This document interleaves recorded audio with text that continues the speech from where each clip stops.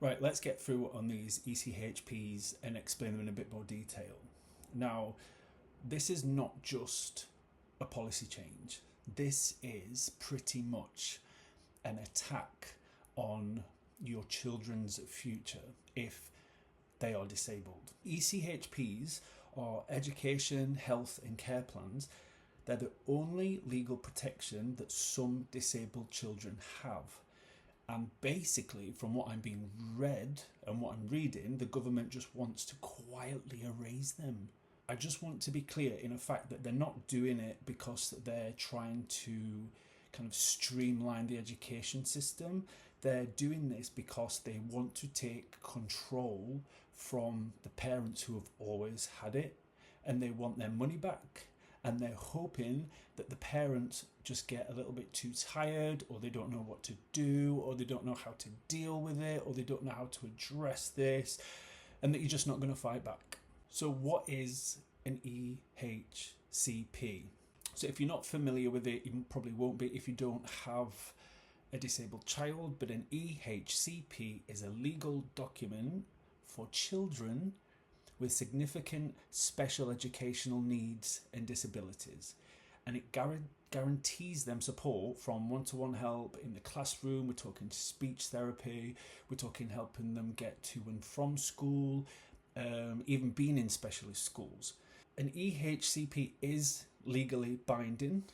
By that we mean that the school, the local council, the system, whatever system that your child is in, they are forced to deliver what your child needs in order for them to thrive. It's a protection and it's power. All of these articles I'm reading, there seems to be quite a lot of news articles that are getting released recently about this from different perspectives. I've read one in particular from May 2025. I'm not going to go into it, but it basically says the government are planning to scrap EHCPs for all but the most severely disabled children. Instead, they're basically just going to offer kind of vague support plans that aren't legal, they're not enforceable, and in a nutshell, they're just not going to protect your child.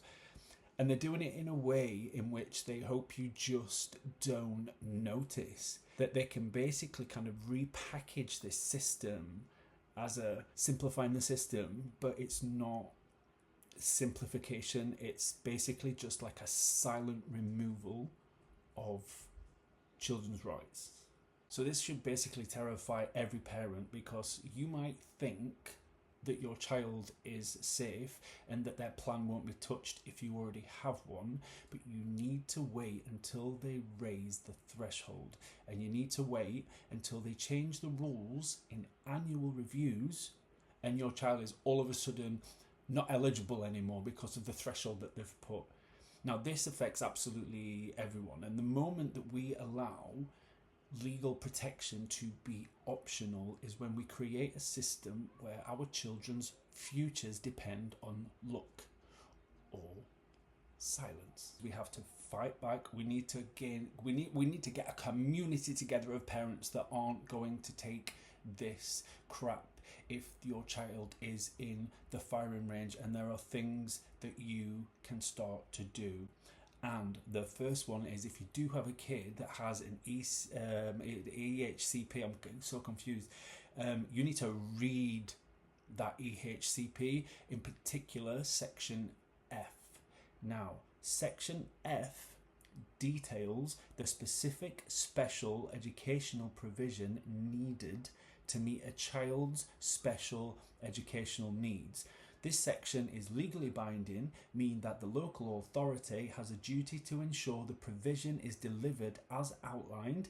It should be clear, concise, and specific about the type of provision, who will deliver it, for how long, and who will be monitored. You also need to document absolutely everything that is going on, and by that I mean every email, every meeting, every phone call, every text, every bit of communication. Just put it into a folder and make sure you're keeping it safe, and make sure you're documenting this timeline of what's happening with any changes in the document.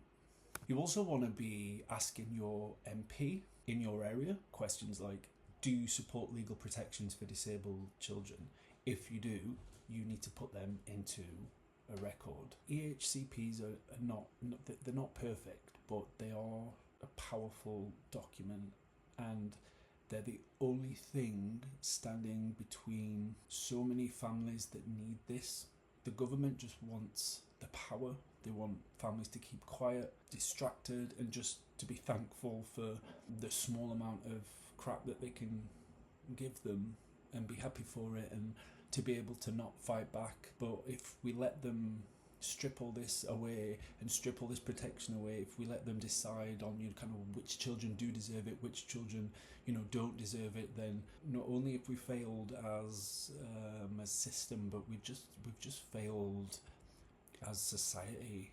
I hope that you're not going to stay silent on this, and if you do have a child that does have one of these documents, I really do encourage you to look through that, especially Section F. Keep in contact with your schools, contact your MPs, and just keep up to date with everything, because you never know when they are going to come for the children, take it away. And the worst thing is they're not able to develop, they are not able to thrive, they are not able to grow, and then we're going to be coming down on them years down the line, and they're going to go, well, we've got the power now, so sorry, either your child didn't qualify, or now you're piping up, and there's just so many things that can happen from this. So I need you to act now. I need you to look at these documents. I need you to keep updated now, otherwise it's just going to get worse.